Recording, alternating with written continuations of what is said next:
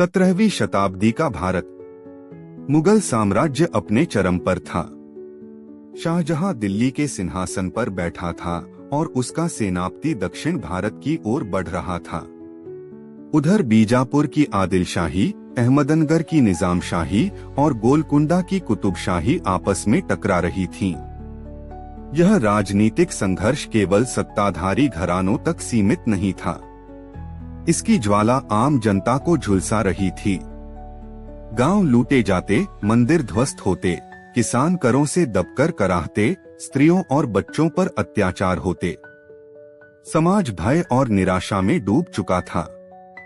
ऐसे समय में जनवरी से जनवरी प्रार्थना कर रहा था कि कोई ऐसा रक्षक जन्म ले जो अन्याय की जंजीरों को तोड़कर स्वराज्य की स्थापना करे। महाराष्ट्र के भोसले घराने में वीरता का विशेष स्थान था। शिवाजी के पिता शाहजी भोसले बीजापुर दरबार में उच्च पद पर आसीन थे। वे महान सेनानायक, युद्धनीति में कुशल और साहसी थे।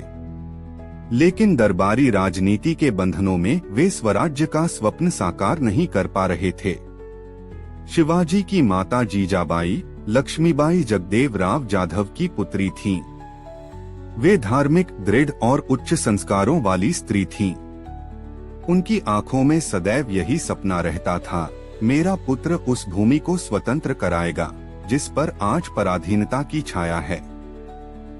19 फरवरी 1630 फाल्गुन मास शुक्ल पक्ष त्रयोदशी को पुणे के पास शिवनेरी दुर्ग में जीजाबाई ने एक बालक को जन्म दिया। उस समय किले में दिव्य वातावरण छा गया। कहते हैं कि चारों ओर से शंखध्वनि सी गूंज उठी। संतों और ब्राह्मणों ने उस बालक को देखकर आशीर्वाद दिया। यह बालक महान होगा, यह स्वराज्य की स्थापना करेगा और हिंदू धर्म का रक्षक बनेगा।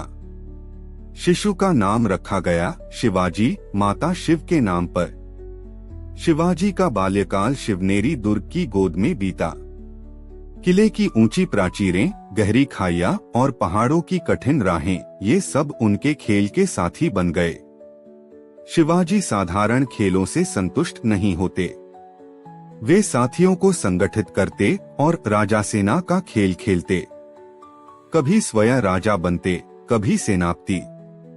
किलों पर आक्रमण करना, छिपकर हमला करना, दुश्मन को चकमा देना, ये सब उनके बाल्यकाल के खेल थे, पर वास्तव में यही आगे चलकर उनके युद्ध कौशल की नींव बने। माता जीजाबाई ने शिवाजी के मन में वीरता, धर्मनिष्ठा और प्रजा सेवा का बीज बोया।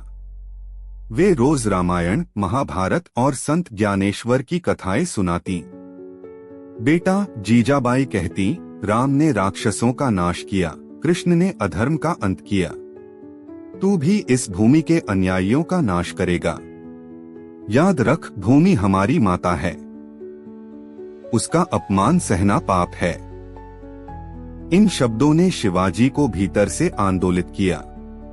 बालक होते हुए भी वे अक्सर सोचते, माँ सही कहती हैं, यह भूमि हमारी माता है, हमें इसे स्वतंत्र कराना ही होगा। शिवाजी की शिक्षा दीक्षा की जिम्मेदारी संभाली दादाजी कोंडदेव ने। वे गंभीर, अनुशासित और कर्तव्यनिष्ठ व्यक्ति थे। उन्होंने शिवाजी को राजनीति, प्रशासन और युद्धकला की प्रारंभिक शिक्षा दी। घुड़सवारी, धनुर्विद्या, तलवारबाजी और शास्त्र ज्ञान शिवाजी सब में निपुण होने लगे। साथ ही उन्हें संत तुकाराम और समर्थ रामदास जैसे संतों का सानिध्य मिला।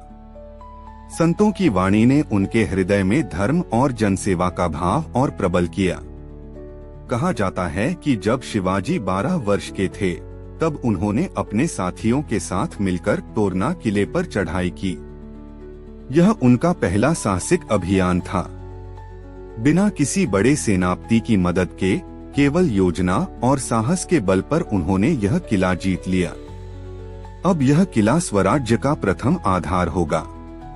इसके बाद उन्होंने क्रमशः और किलों पर अधिकार करना शुरू किया। शिवाजी केवल किलों और युद्धों तक सीमित नहीं थे।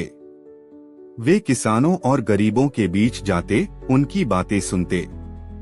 जब कोई किसान दुखड़ा सुनाता तो शिवाजी कहते, चिंता मत करो, जब तक शिवा जिंदा है तुम्हें कोई सताएगा नहीं।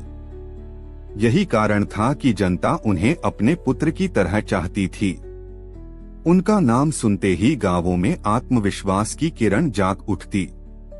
एक दिन शिवाजी अपने साथियों के साथ वन में खेल रहे थे। तभी डाकुओं का एक दल गांव पर हमला करने आया। गांव वाले घबराकर भागने लगे। बालक शिवाजी ने तुरंत अपने साथियों को संगठित किया और डाकुओं का सामना किया। उन्होंने पत्थर, डंडे और जो भी हाथ आया उससे डाकुओं को भगाया। उस दिन गांव वालों ने कहा, यह बालक साधारण नहीं है, इसमें स्वयं मां भवानी की शक्ति है। एक प्रसंग बड़ा प्रसिद्ध है। एक दिन जीजाबाई शिवाजी को लेकर भवानी मंदिर गईं।